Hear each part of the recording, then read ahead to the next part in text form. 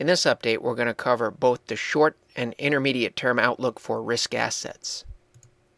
These were the levels that we showed back on January 30th, 1343 on the S&P 500, 1352 and 1374.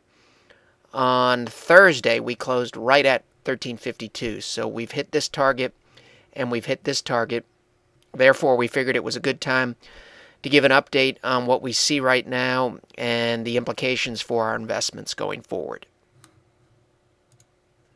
The longer-term outlook has shifted to a bullish stance, mainly driven by liquidity. And our rationale for thinking that we've gone to a bullish stance is mainly based upon the CCM technical models, the CCM 80-20 Correction Index, and the Shivaco Capital Management Bull Market Sustainability Index, or the BMSI. And we'll show you the levels of those models during the video. From a short-term perspective, we still have DeMark counts, which look at trend exhaustion, flashing some warning signs telling us to show some patience, especially since we've hit that 1352. The wild card going forward is you could still see, despite the rosy reports out of Greece that a deal has been done, a lot of things still have to happen in Greece, including a lot of private creditors agreeing to the deal that's being put together, and we could still see a hard default. So net bottom line, given what we know today, the longer-term outlook looks bullish. We still think conditions are ripe for a pullback, and that pullback may be a 4 to 6% pullback that could happen quickly, or maybe something on the order of an 11% pullback. If and when we pull back, it's how we pull back that will be important relative to what we do from an investment perspective going forward. This just takes a quick look at the S&P 500 index, and it somewhat highlights the in-between nature of where the markets are right now. This blue line here is the 200-day moving average, and as you know, a good way to differentiate between a bull market and a bear market is the slope of this 200-day moving average. A couple things have happened here from a bullish perspective. First, we broke above the 200-day moving average. That's bullish. And the second thing is right here you can see the 200-day moving average ticked up. Now, right now, this is a bullish profile and one that we have to respect. However, as we've mentioned in the past, if you look at other indices around the globe, the slopes of these lines are much more pronounced. So again, it goes back to if and how we come down here will help us determine how bullish this is. But currently, this is a bullish setup, and that's reflected in the Shivaco Capital Management models as well. This chart here is a daily chart of the S&P 500 index. It's as of roughly 2:15 p.m. on Thursday, February 9th. All we want to show here is we've got a rising wedge, which tends to be a bearish formation, and some resolution is going to come out of this. We're either going to spike higher or move lower. And intraday today, we actually broke below this lower blue trend line. Sometimes that's foreshadowing which way you're going to break here, the fact that we broke above it intraday, but we did close back up in here, so there's still a chance. And one of the reasons why we mentioned 1375, there's still a chance we could get somewhat of a blow-off move up to the top. If we did that and we got an intraday reversal and some bearish-looking candlesticks, then we would read that as a bearish move. If we move up rapidly and don't get an intraday reversal or don't get bearish candlesticks, then it's probably just a bullish breakout that could be sustainable. Before we talk about DeMark counts, we just wanted to make a point that Tom DeMark has made public comments recently about the S&P 500 and the German DAX. We're hesitant to show his proprietary indicators in the public domain, but since he's made comments about it, we feel a little bit more comfortable doing it, but we just want to emphasize that they're proprietary indicators and indicators that Mr. DeMark worked extremely hard on. Setting the stage here, we're looking at the S&P 500. This is a daily chart, and as clients know from past videos, a 9 and a 13 paired together tend to signal trend reversal or a high probability of a trend reversal. So the reason why I want to show this to you is to give you an idea of why we've been patient relative to this rally. So this is the October low. This is a 13 here in the DeMark count that signals probable trend exhaustion. So a reversal did come. So this 13 was paired with a 9 that you can't see, and this turned out to be a good signal. Now we've known for some time we got what's known as a sell setup and a 9, and that came way back in October of last year. But this 9 needs to be paired with a 13 before you get the higher probability of a potential trend reversal. So while it's been frustrating to see the market move up like this, we've known in here that if you know how DeMark counts work, that if the market was going to go up, at some point it was almost going to be inevitable that we were going to get a 13, which can show a higher probability of a potential reversal. So this is the October low. This 13 turned out to be a good signal.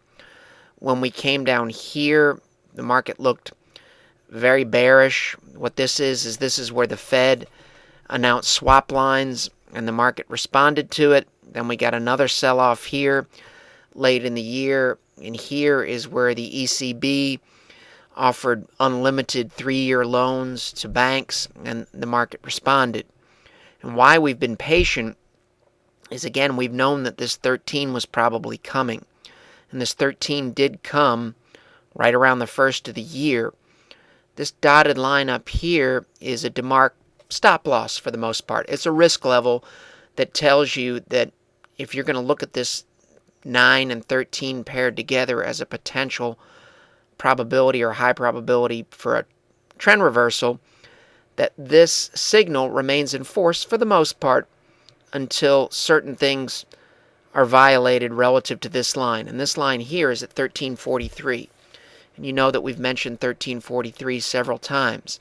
The fact that this line is still dotted and that it's moving across the chart here tells you that it's still active. Even though we violated 1343, several things have to happen before this would turn solid and make it so this count had been negated, let's say. And there's several ways to interpret it and look at it.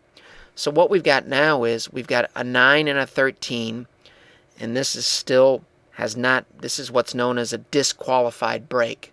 If it was a qualified break, this line would turn solid. So we've got potential bearish implications still in play for this 9 paired with this 13 and this risk level, which is 1343. And since then, we've had another 9 right here, and this down arrow tells you that this is, potentially a good setup here. It's been perfected in DeMark speak. And this 9, as of today, which is February 9th, 2012, this 9 also got paired with a 13, and you can see there's another risk level here. So while it's been frustrating to watch the market go up here, it seemed to make sense that if we knew a 9 and a 13 was coming for trend exhaustion, and now we've got another 9 and another 13, that some patience was in order. Now, if these turn out to be good trend exhaustion signals and we reverse, the question becomes, how far might we reverse? Is it a 3 to 4 day correction that's sharp and we drop 4 to 6% in 3 sessions, or are we looking at a more significant reversal where we might come down 10 or 11%? Now, it's also possible, if this is a strongly trending market and maybe a new bull run, that we'll blow through these signals. Even if we do, if this line turns solid and this line turns solid, it still gives us good information, because that would align with the Shivako Capital Management models now that are pointing bullish. So it makes sense to exercise some patience until we see what happens with this 9 and this 13 and this 9 and this 13 and these risk levels. This is 1343, and this new risk level that was established today is 1364. Okay, now we're still looking at proprietary DeMark indicators from Market Studies LLC. This is the EWG ETF for Germany, which we bought in here and recently sold. And just wanted to go over what we're seeing here. as to why we would potentially be concerned about a potential reversal. You can see up here, this is early March of 2011. Here's a 13 that's paired with a 9 that you can't see over in this direction. And as you can see, when we got the 13, we did get a pretty sharp correction here. Up at this peak, and this is early May of 2011, you've got this 9 paired with this 13, and then you've got another 9. And we did that. That was a good signal, gave us a peak. Now you can see here, when we've got a strong downtrend, we got a 9 and you got a 9 and a 13 here, and this 13 is paired with this 9 actually. And the market did drop quite a bit further here. However, you can see that this line was never disqualified, so this signal remained in force. We actually got another one, so we've got another one here. So there was 2 signals here in October on this EWG ETF saying that there was a pretty good probability that you were going to get some type of trend reversal. Again, a good signal here. Then you've got here a perfected buy setup, which turned out to be a good signal there. There's ways to quote-unquote trade the 9s, and there's ways to trade the 9s and the 13s, let's say. And as I mentioned before, the DeMark system isn't a buy or sell system in and of itself. You should understand how it works, and context matters. And even a quote-unquote bad signal still gives you good information. So where are we today? Where we are now is we've got a 9 here, so this is another perfected sell setup. This 9 is paired with a 13 that just came on February 9th. And you can see there's a risk level here that's still in force. So like the S&P 500, and there's multiple DeMark counts. There's a combo count, an aggressive combo count, a sequential count, and an aggressive sequential count. We're looking at one count for each of these 2 markets that we're looking at. It's possible, let's say with the S&P 500, that one of the counts could say that we could see 2 or 3 more days on that count before we saw 13. But the point is Germany and the S&P 500 look like they're getting to a point where we could experience trend exhaustion. Here was trend exhaustion or reversal, trend exhaustion, reversal. Nothing's guaranteed that we're going to get a reversal here, but if the market continues to go higher, the DeMark indicators still give us good information in that it tells you that this is a strong trend and that we will probably move higher. So some patience is in order here until we see how this plays out. Now we're looking at a weekly chart of the proprietary DeMark indicators developed by Tom DeMark. Weekly chart S&P 500. We said earlier that you can quote-unquote trade the 9s and trade the 9s and the 13s. You can see we got a 9 here and ultimately got a reversal. A bullish 9 here, several weeks reversal. There's a 9 perfected here. You had several weeks of a positive move. You had a 9 here at the March 2009 lows. Excellent signal. Point of the exercise is we've got a 9 that should appear as of the close on Friday, February 10th. We should get a 9 here, and we should get a down arrow. If you know how these counts work, it's unless something really odd happens tomorrow on Friday, we should get a 9 and an arrow. So this is another reason on a weekly chart, not to mention this risk level right here at 1363 for this 9 and 13 in a weekly chart.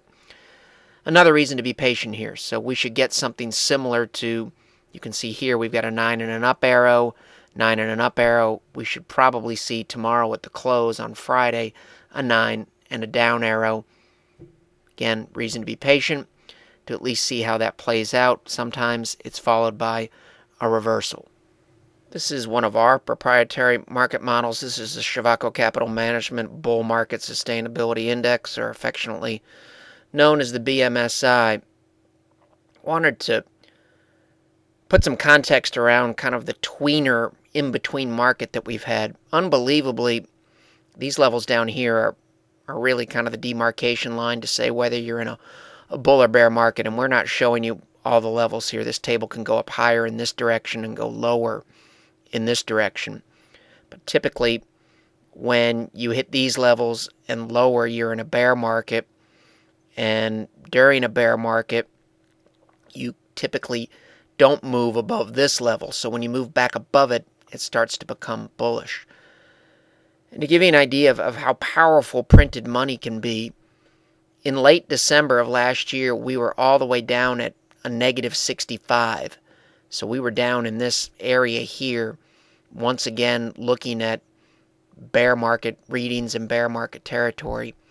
And then after the European Central Bank came out and flooded the system with money on the 3-year LTRO loans and expanded their balance sheet radically, now we're all the way up to this level here. And this is a bullish reading. And this chart, again, can go up higher. But this is levels that are normally associated with a bull market. You can see these risk-reward ratios looking out 1 month to a year are very favorable in here. So these levels here are why we're open to a more bullish outlook for the remainder of 2012. But as we've mentioned in the past, it's possible that these readings that we're getting here are similar to bullish readings that you would have gotten on the Emerging Markets Index in 2008. So what really matters is if and how we come back down into this level here, into these levels here, how do we react? So we have to be flexible and open to bullish outcomes for the remainder of 2012. And you'll note here, when you reach these levels that we're at now, these are levels where you, on a 1-month basis, tend to get pullbacks and corrections. So we're just going to have to see if we come back down, how far we come back down.